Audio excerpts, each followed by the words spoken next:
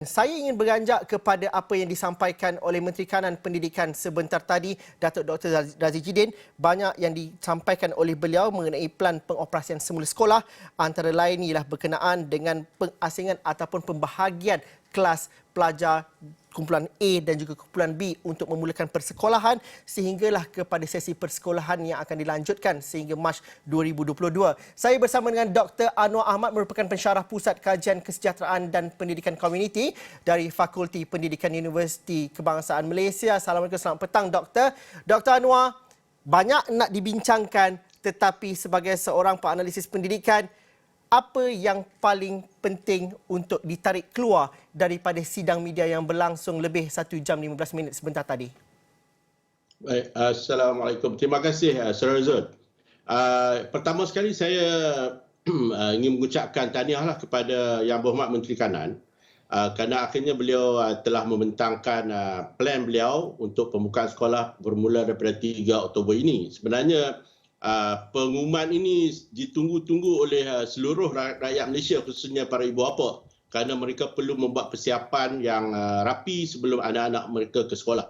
Baik, betul seperti yang disebut oleh Saudara Zul tadi, banyak perkara yang telah dibentangkan. Saya fikir ini adalah satu pembentangan yang cukup komprehensif. Banyak bahan-bahan, data-data, maklumat yang telah disampaikan oleh Yang Berhormat Menteri.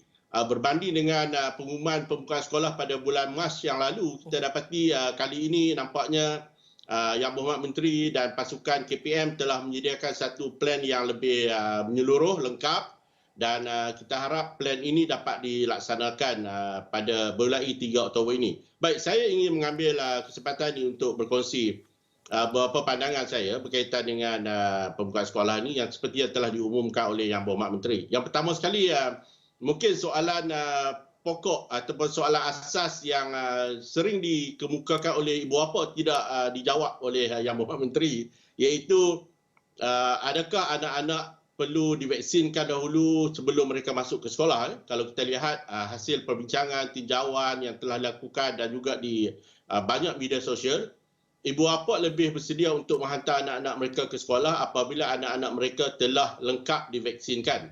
Tetapi kalau kita dapat tadi dalam sesi soal jawab, isu berkaitan dengan vaksin murid-murid ini tidak ada ketetapan. Bermaksud bahawa sekolah akan dibuka, pelajar-pelajar akan pergi ke sekolah dan tentu saja mereka belum lagi divaksinkan ataupun mungkin belum lengkap vaksin mereka. Jadi ini merupakan satu soalan pokok yang sebenarnya ditunggu-tunggu oleh ibu bapa. Baik, yang keduanya yang juga penting kalau kita lihat adalah pergiliran. Isu pergiliran ke sekolah ini, sebenarnya cadangan pergiliran sekolah ini bukan pada waktu ini telah dikemukakan. Kalau kita lihat cadangan pergiliran sekolah ini telah mula diperkenalkan oleh banyak badan dunia, OECD, UNESCO dan UNICEF pada hampir bulan Julai, bulan Ogos tahun lepas, supaya sesi persekolahan di negara-negara di seluruh dunia dilakukan secara pergiliran. Dan di negara kita pun sebenarnya pada bulan Januari, Februari, sebelum pengumuman sekolah dibuka pada bulan Mac yang lalu, cadangan ini telah pun dikemukakan oleh ramai pakar-pakar pendidikan dan juga pakar kesihatan. Tetapi pada waktu itu kita tidak mengambil jalan ataupun pendekatan tersebut. Sebaliknya kita membuka keseluruhan sistem persekolahan kita pada bulan Mac, April yang lalu. Dan dia telah menyebabkan kesesakan dan akhirnya sekolah terpaksa ditutup. Tapi kali ini nampaknya KPM lebih responsif kepada cadangan ini. Dan kita lihat seperti yang telah dimaklumkan oleh Yang Berhormat Menteri tadi, sistem pergiliran akan dilakukan di mana hanya 50% sahaja pelajar-pelajar atau murid-murid akan ke sekolah, khususnya di fasa 4. Ini adalah satu cadangan ataupun keputusan yang baik. Cuma mungkin secara detailnya itu kita ada sedikit perbezaan pandangan dengan beberapa pakar berkaitan dengan pergiliran itu, pendekatannya, iaitu jika kita dengar tadi pendekatannya adalah dengan satu bilik darjah ataupun satu kelas itu akan dipecahkan kepada kumpulan A dan kumpulan B. Bermaksud kumpulan A datang ke sekolah pada minggu yang pertama, kemudian kumpulan B pula akan ke sekolah pada minggu kedua, begitulah seterusnya, dan mereka akan berselang-seli. pendekatan ini sebenarnya mungkin akan menimbulkan banyak ketidakpuasan hati di kalangan guru-guru kerana mereka terpaksa melakukan dua beban tugas yang sama berat, iaitu mengajar sewaktu minggu pertama untuk kumpulan A dan pada minggu yang kedua mereka juga harus mengajar kepada kumpulan B. Dan mereka juga harus melakukan PDPR pada waktu yang sama. Bermaksud beban tugas mereka pada satu minggu itu, mereka juga harus selain daripada mengajar pada pelajar kumpulan A, mereka juga harus menyelia, tentu saja walaupun pelajar kumpulan B melakukan self-learning di rumah masing-masing, tetapi tentu saja mereka akan terus berhubungan dengan guru apabila mereka berhadapan dengan masalah pembelajaran. Jadi sudah pasti perkara pertama yang akan menjadi topik perbincangan di kalangan guru-guru adalah beban tugas mereka akan bertambah berlipat kali ganda dalam tempoh pelaksanaan penggiliran ini. Sebab itu saya lebih cenderung untuk melihat penggiliran ini walaupun dia adalah satu keputusan yang tepat, penggiliran ini tidak dilakukan berasaskan kelas tetapi berasaskan tingkatan ataupun darjah. Bermaksud pada minggu ini pelajar ataupun murid-murid tingkatan 5 misalnya datang ke sekolah, manakala murid-murid tingkatan lain tidak hadir ke sekolah. Jadi kita dapat lihat kita masih boleh mencapai 50% kehadiran ke sekolah, tetapi hanya kelompok-kelompok ataupun pelajar-pelajar berasaskan tingkatan saja. Jadi kalau kita dapat melakukan itu, kita dah tahu bahawa guru masih kekal dengan beban tugas yang lama. Mereka perlu mengajar pelajar satu kelas yang sama sekali jalan, sekali terus, dan mereka boleh tidak perlu melakukannya berulang kali, iaitu pada minggu-minggu yang lain, topik yang sama.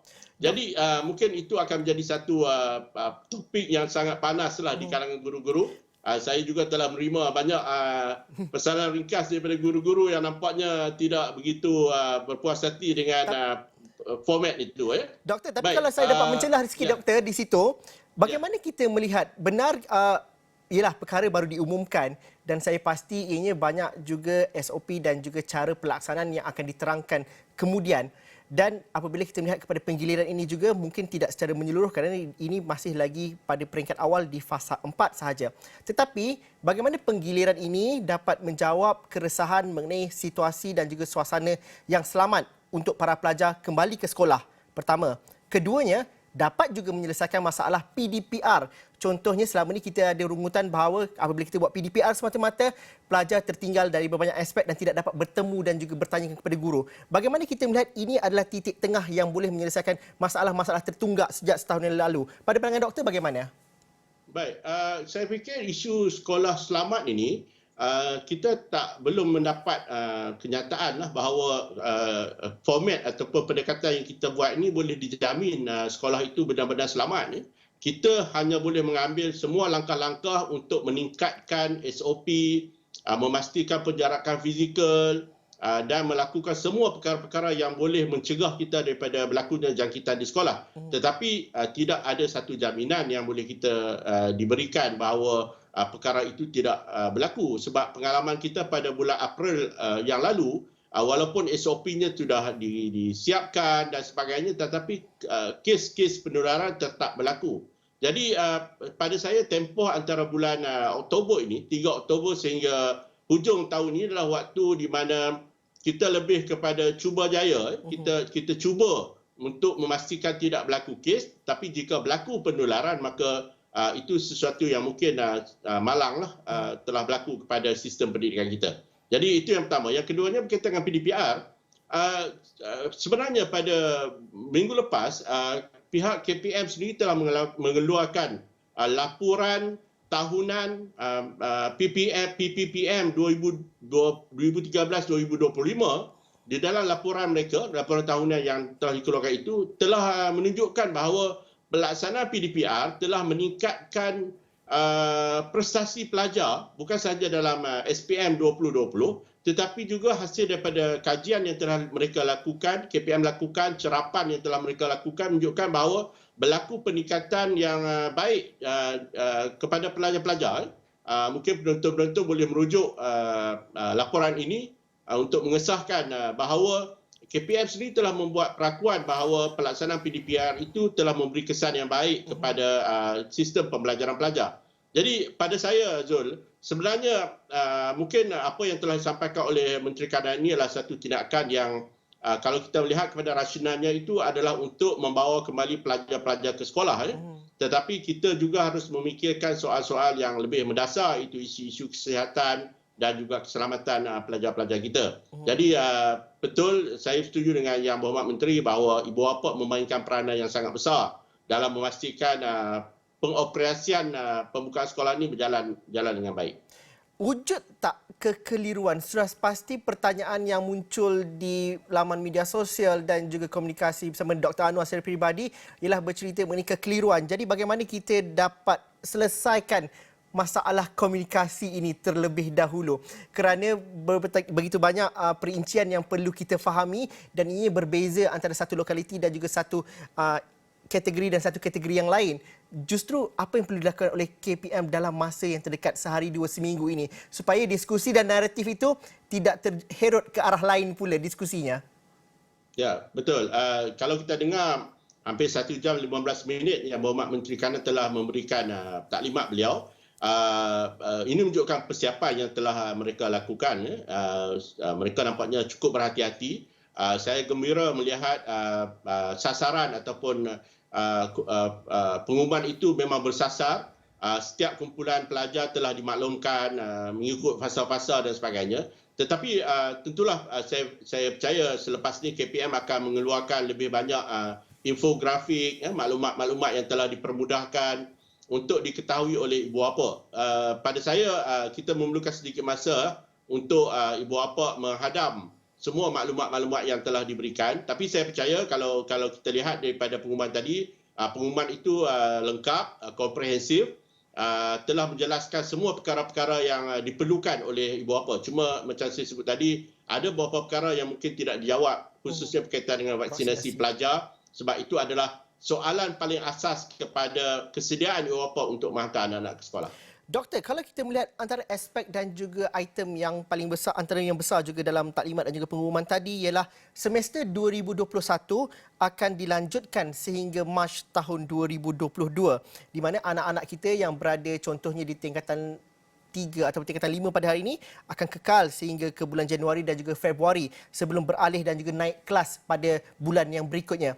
Kewajaran di sebalik semua ini. Kerana dalam diskusi sebelum ini, Dr. Anwar sendiri pernah mengatakan bahawa masa untuk sesi persekolahan tahun ini tidak panjang, tinggal beberapa minggu saja lagi.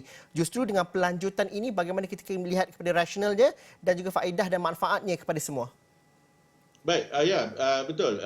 Kita mencadangkan supaya tarikh persekolahan dilanjutkan, sebab kita melihat bahawa sepanjang 2021 ni pelaksanaan PDPR dan berbagai masalah-masalah pelaksanaan pembelajaran itu memang berlaku. Jadi dengan pelanjutan sehingga bulan Mac itu pada saya memberi satu kebaikan kepada pelajar-pelajar. Itu satu keputusan yang pada saya sangat memuaskanlah. Dan sebagai pemerhati saya melihat masa yang diberikan itu cukup untuk ibu bapa misalnya ataupun guru-guru melakukan banyak intervensi kepada pelajar-pelajar yang ketinggalan ataupun keciciran. Bagaimana soalan yang mungkin lebih besar adalah bagaimanakah sesi 2022 nanti akan berlangsung, adakah akan diteruskan sehingga 2023? Itu pun soalan yang mungkin tidak dijawab oleh Yang Berhormat Menteri dan beliau seperti yang beliau maksudkan, beliau akan melihat perkara itu dan akan mengumumkan pada waktu yang lain. Mungkin pada waktu ini bukanlah waktu yang sesuai untuk kita melihat apakah perkara yang berlaku selepas Mac 2022, kerana penekanan ataupun fokus kita sekarang adalah untuk memastikan bahawa pembukaan sekolah secara berperingkat pada 3 Oktober ini berjalan dengan lancar.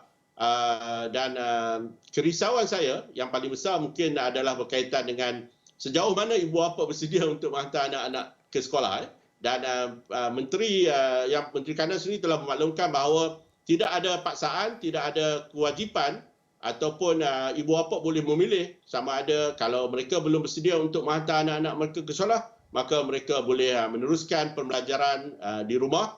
Cuma lagi mungkin implikasi yang akan dihadapi oleh anak-anak yang tidak ke sekolah ini adalah mereka akan sedikit sebanyak terputus pembelajaran mereka tidak seperti anak-anak yang akan ke sekolah.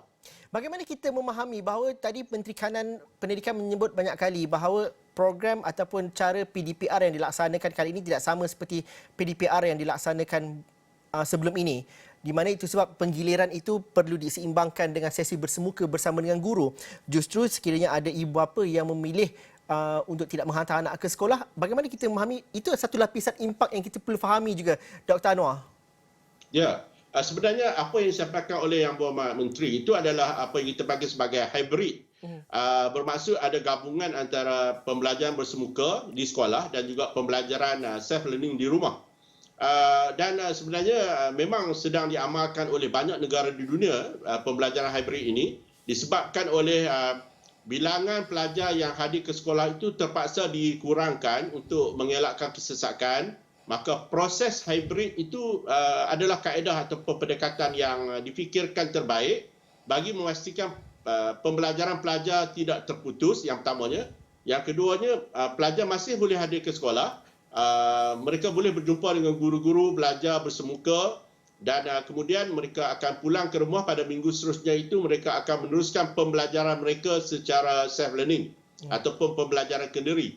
Tetapi ini juga menimbulkan banyak isu. Kalau kita lihat di negara-negara yang pernah melaksanakan self-learning ini, kita akan dapati bahawa kawalan pembelajaran di rumah itu mungkin tidak setara antara satu kumpulan pelajar dengan kumpulan pelajar yang lain. Jadi banyak perkara sebenarnya harus diteliti oleh KPM. Apakah dia modul ataupun aturan panduan pembelajaran di rumah supaya anak-anak yang berada di rumah belajar secara sendiri itu juga mempunyai satu kaedah pembelajaran yang berkesan dan tidak dibebaskan ataupun tidak dilepaskan belajar secara sendirian saja. Doktor, kita melihat bahawa sistem pendidikan di negara ini pasca COVID-19 ketika kita berhadapan dengan di era pandemik ini, kita bukan berhadapan dengan masalah yang ini sendirian di Malaysia, tapi itu dihadapi oleh negara-negara lain, malah negara maju sekalipun. Namun begitu, dengan apa yang disampaikan oleh Menteri Pendidikan sebentar tadi, adakah ianya satu kerangka, satu gerak kerja yang komprehensif untuk kita bergerak kepada sistem pendidikan yang resilient, yang berdaya tahan sekiranya ada berlaku apa-apa jangkitan atau apa-apa perkara yang berlaku dalam penularan COVID-19, kita bersedia, kita fleksibel, sistem itu fleksibel untuk disesuaikan mengikut keadaan semasa. Pada pandangan doktor, bagaimana ianya menjawab kepada perkara dan keresahan itu? Apabila kita masuk kepada fasa endemik, seperti yang telah dimaklumkan oleh Yang Berhormat Menteri Kesihatan, salah satu ciri pembelajaran di era endemik ini adalah desentralisasi. Saya ingat ada soalan yang telah dikemukakan oleh salah seorang wartawan. Sebenarnya pendekatan desentralisasi ini adalah pendekatan yang selari dengan fasa endemik, di mana pihak sekolah dengan bantuan MKN daerah, pejabat kesihatan daerah dan sebagainya akan mewujudkan jawatan kuasa dan mereka akan melihat keperluan dan juga keadaan setempat dan mereka akan membuat keputusan yang selari dan sesuai dengan keadaan lokaliti mereka. Jadi endemik ini akan menuntut kita menjadi lebih desentralisasi. Keputusan-keputusan itu lebih melihat ataupun menuntut kepada keperluan setempat. Jadi kita akan lihat nanti perkara ini juga berlaku di negara-negara yang lain. Kita akan lihat mungkin beberapa sekolah di beberapa kawasan, beberapa negeri akan ditutup pada masa depan kerana endemik itu berlaku dan manakala sekolah-sekolah di tempat lain akan berterusan. Jadi kalau kita lihat desentralisasi pendidikan ini akan berlaku di mana penjajaran kurikulum akan berlaku, penjadualan waktu akan berlaku, beban guru juga akan sentiasa fleksibel, keputusan untuk membuka menutup sekolah juga akan fleksibel. Jadi kalau kita lihat ini adalah seperti yang disebut oleh Saudara Zul tadi, ini adalah norma baru yang akan berlaku dalam sistem pendidikan kita di mana pembukaan sekolah, penutupan sekolah itu bukan lagi ditentukan di peringkat pusat tetapi lebih tertumpu kepada lokaliti.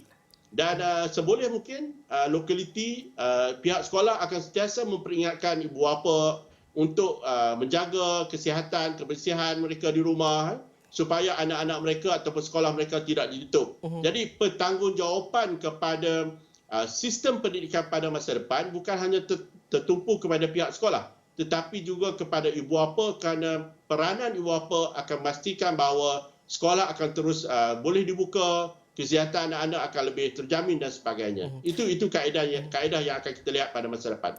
Kalau menjawab kepada soalan wartawan sebentar tadi dalam sidang media mengenai desentralisasi ini, YB Menteri mengatakan bahawa kita kekalkan apa yang ada pada ketika ini kerana kita berhadapan dengan krisis supaya tidak banyak percanggahan.